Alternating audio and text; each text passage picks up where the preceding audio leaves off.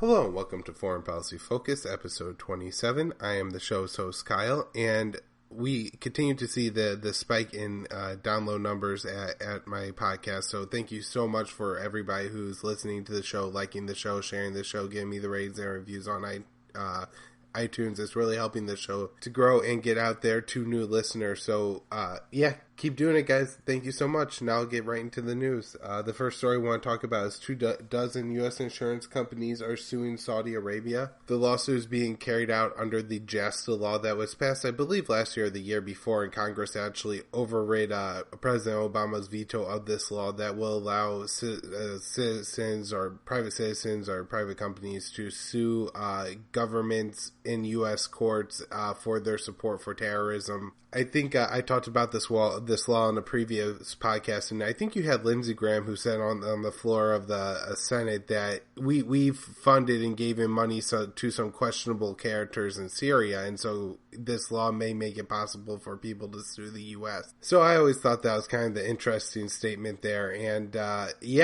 so there is a case to be made that Saudi Arabia supported the 9/11 hijackers financially, at least from time to time, if not actually helped them to carry out the attack. And it'll be interesting to see this arbitrated in court. A lot of people think there's a lot of kind of funny conspiracy stuff still going on there. I'm not sure where I stand on all of it. I guess I'm not going to denounce any evils of any governments on the planet, and so it wouldn't surprise me if something came out that was kind of shocking and thought to be conspiratorial, but who knows? Where I do think this is good is that they're using the JASTA law.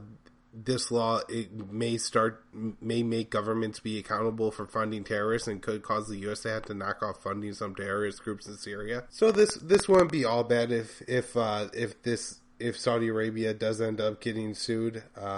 But who knows what will happen. I think the other benefit that if Saudi Arabia is sued, it would be a little bit of a black mark on Saudi Arabia. Saudi Arabia really has a terrible foreign policy, especially in Yemen, where they are carrying out a war against the people of Yemen and trying to essentially starve out the army in the north of that country, the Houthis, by starving them and the civilian population altogether. There's some near 500,000 children that are severely malnourished. And the U.S. is completely supporting Saudi Arabia's war in Yemen. We're helping the blockade, we're refueling the airplanes, we're selling them the weapons, we're providing them with intelligence, and it may be if we have a case where Saudi Arabia's PR takes a little bit of a black mark, then we could put some more pressure on our legislators to walk away from Saudi Arabia. Right now, there's no pressure for the senators and congressmen to not just kind of go along with whatever Saudi Arabia wants, and there's pressure for them too because Saudi Arabia spends $1 billion, I believe, $1 million a month on lobbying firms. So, they're trying real hard to get our congressmen's votes.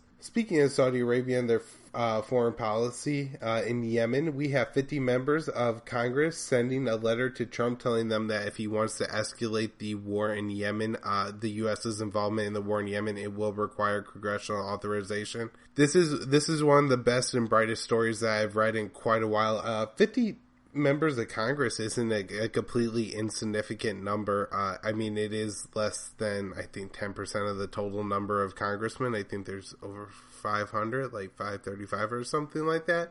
So good, good news there. I think it is time for Congress to take back their ability to declare war, and that the president just can't start a war wherever he wants, whenever he wants. He needs congressional authorization. And as I've broken down before, the authorization on use of military force 2001, the one for Afghanistan and the one for Iraq that was passed a year or two later, simply cannot apply anymore. The first one said that we're going to target Osama bin Laden and the Taliban, and they took the Taliban out of power and they killed bin Laden. And for the authorization for Iraq, it was aimed at Saddam and his men, and those people are dead and gone long ago. And so there really are no active military uses for the president to use military force against anybody. A lot of these groups that the president claims he could use the 2001 authorization use of military force to attack, like ISIS or Al-Shabaab, these groups started after 2001. So he's kind of saying that, that authorization to attack Al-Qaeda is the same thing as authorization to attack ISIS. And it's really not. And, while I wouldn't buy it, I think there's a case that somebody could make for voting, to take out ISIS, as ISIS being an existential threat to the United States. However, that case hasn't been made. And so, let's have the argument, let's have the debate on the floor of the Congress and see what comes of it. I think one of the reasons that the President Obama and President Bush and now President Trump are so resistant to seeking the authorizations for force from Congress is that they might not get it. I don't think the people really like war. At the end of the day, it costs a lot of money.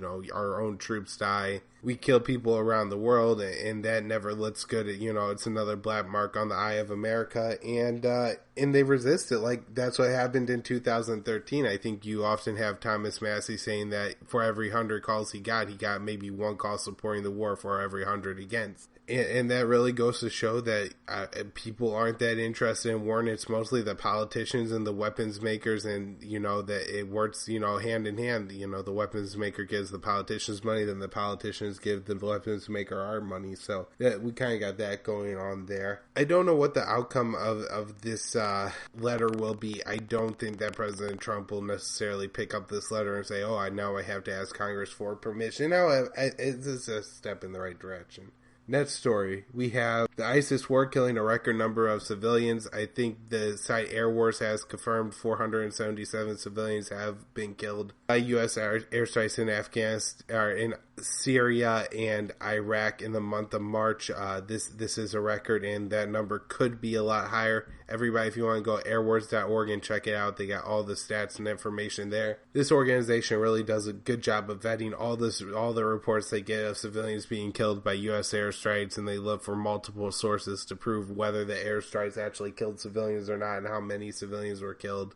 And you're never going to get a solid number because, we're seeing a lot of these people are refugees. Nobody even knows that they're in this city or sheltering in this town. And, sometimes a bomb knocks over a building and somebody's under that building, and who knows that the body will be found, within days or weeks, or, if it could be longer, but the body may never be able to be identified, or people may not remember or be able to tell when the person died. So it's a real tragedy what's going on over there, but it's worth knowing and pointing out that Trump is being more reckless with U.S. bombs in Iraq and Syria and Afghanistan than Obama was. Trump has also backtracked now on an important statement that he made as a candidate. Candidate Trump said that NATO was obsolete. There were some anti-war activists who seemed to gravitate towards Trump, at least admitting that he was better than Hillary Clinton, and at times outright supporting them. And part of the reason that Trump got this support was because he made statements like saying NATO is obsolete. I mean, this is something that U.S. politician, very odd for them to say. I don't know if there was a broad-based support, among Trump voters to get rid of NATO, at least not when he said it, but it was kind of part of this American first narrative that Trump wasn't going to overthrow dictators, and it sounded like he was going to reduce the number of wars because, well, obviously it wasn't helping America. I mean, it's amazing that Trump is the first politician that was able to realize that, hey, these wars aren't working. Of course, that is other than Ron Paul. But yeah, he was able to use that and sell it, and it turned into kind of a popular point now that he's president. Trump, however, though, says that, we now need NATO, and that NATO, isn't obsolete. I mean, completely walking back his campaign rhetoric. I guess this is because whenever you're in power, you want as much power as possible, and NATO gives the president a lot more power. It's really a shame because NATO really, at this point, only gets used as a kind of a social club for the wealthy and a way for the U.S. to kind of end run around Congress and overthrow regimes like we did in Libya. So maybe the body snatchers will put the real Trump back in office or something, because, man, the guy flip-flops on everything, and anything good he said, apparently it doesn't work. Horton's Law, Scott Horton always says, any bad promises a politician makes you could take to the bank, but any of the good ones, they'll never follow through on. So in another Trump flip-flop, this one not a bad one, I would say, actually, and this one kind of breaks the rule, and that is Trump will not label China as a currency manipulator. This was a really key point in his campaign, and maybe it was just something he said and didn't understand. I don't think anybody had a really firm grasp on what it would mean for the U.S. to label a currency manipulator. I think it can mean a lot of things, and depending on what actions the Trump administration took along with labeling China a currency manipulator, it could have either been a PR move or started a trade war with China. So take your pick. I guess the good news is that the U.S. that Trump isn't going to take this drastic kind of rhetoric with China, and seems to at least have some, I guess, realism in what he's doing overseas, understanding that he can't really pick a trade war with China without hurting a lot of the world economy. So that was good to see. And one of the reasons that we may have Trump cozying up to China a little bit is North Korea. I've had a few questions asked, which were, are we going to war with North Korea? A month ago, I would have said that's crazy. When Trump got elected, I would have said, no, this definitely isn't going to be an issue now. But now that Trump is President Trump, maybe this is a current concern we do need to have. CBS News broke the story that multiple members of the intelligence community told them that the U.S. may launch a preemptive strike against North Korea if North Korea carries out a new nuclear weapons test. This is a hard one to kind of process for me. I guess my initial thought and reaction is just to say, well, this has to just be rhetoric and art of the deal, because this would have to be a declaration of war. Trump would need a declaration of war to launch an attack against North Korea. I don't think he could just shoot a missile into North Korea without congressional approval, at least where we're at with the Constitution now and where everything stands. I mean, I suppose he can and could tell Congress what you're going to do about it, because I don't think Congress would be able to do a whole lot about it. If Trump does start a war with North Korea, Congress is going to kind of be put with their backs up against the wall, and they're going to have to authorize the funding that the military needs, because once you start the war with North Korea, now I don't know how you necessarily end it, at least without taking out Kim Jong-un, because they have nuclear weapons, and South Korea is, borders North Korea, and man, that would be dangerous. So yeah, I mean, this is really crazy where we're at with North Korea. Judging by what the candidates were saying, it certainly seemed to me like Trump was taking a less hawkish stance against North Korea, was really going to focus on getting the Middle East kind of set in order and knocking the hell out of ISIS. However, it seems that he is looking at North Korea, and we have a U.S. destroyer that is only 300 miles from the nuclear test site, so it won't take much. I mean, the conflict is red hot right now. I think the war games are still going on. You have SEAL team sits in North Korea or in South Korea. It's really just a mess, and you have to wonder what Trump thinks he's doing, what benefits he thinks he could gain by picking this fight with North Korea at this time. Life isn't good for North Koreans, and if the U.S. I think just stays out of it, then the people in North Korea wouldn't see their regime as the only protection from the South and the West, and then maybe they would, be more willing to overthrow the Kim Jong-un dictatorship, but they're certainly not going to do that with the way things are now. So it's looking like things are going from bad to worse in North Korea.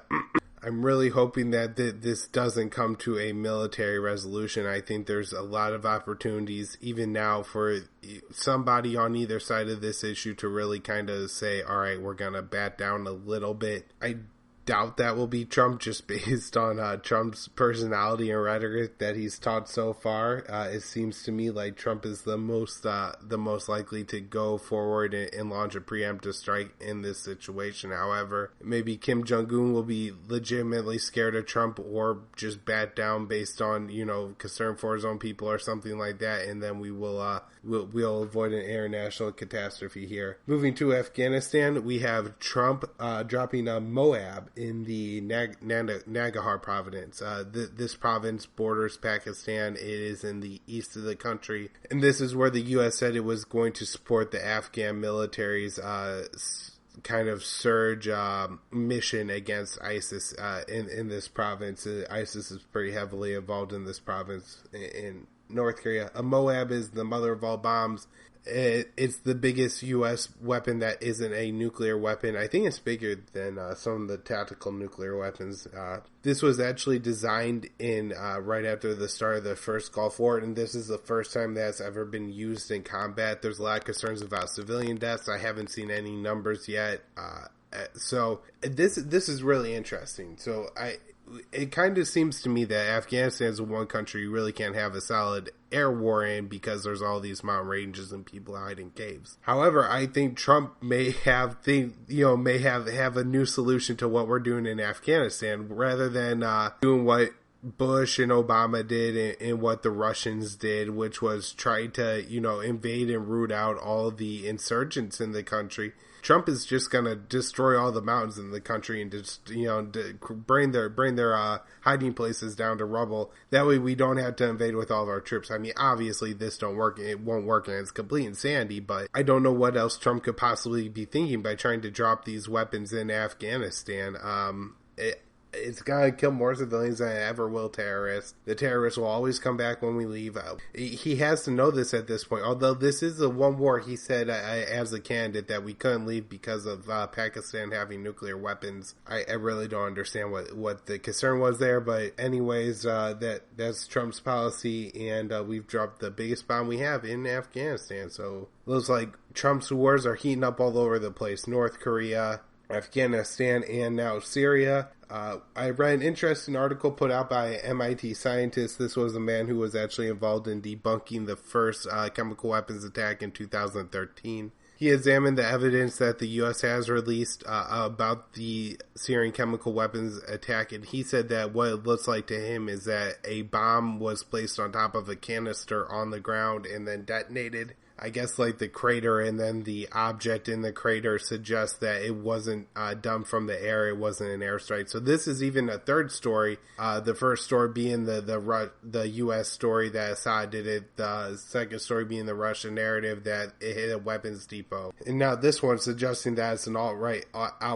all in all false flag by the rebels, and that they detonated this on purpose, apparently to get the U.S. more involved in the chemical weapons attack. More updates on the chemical weapons attack is that Russia vetoed a UN vote that would have condemned Assad for carrying out the attack. So I think it's good that Russia went ahead and did this. We obviously don't have all the evidence and none of the proof. We have the U.S., the country that's supposed to be spreading justice around the world, running around out there saying if we wait for the evidence, then that's just because you love the baby killer Assad and demanding evidence before you, condemn somebody to be guilty of war crimes is in the eyes of the United States a weakness. This is just, it's so contradictory, right? Like these people say we have to carry out these wars against Assad because he's a bad guy and we're a good guy, but then we don't do what good people do. So such a mess. We have the U.S. killing 18 Kurdish fighters, U.S. allied Kurdish fighters in a town in, I believe, the Deir Zor province or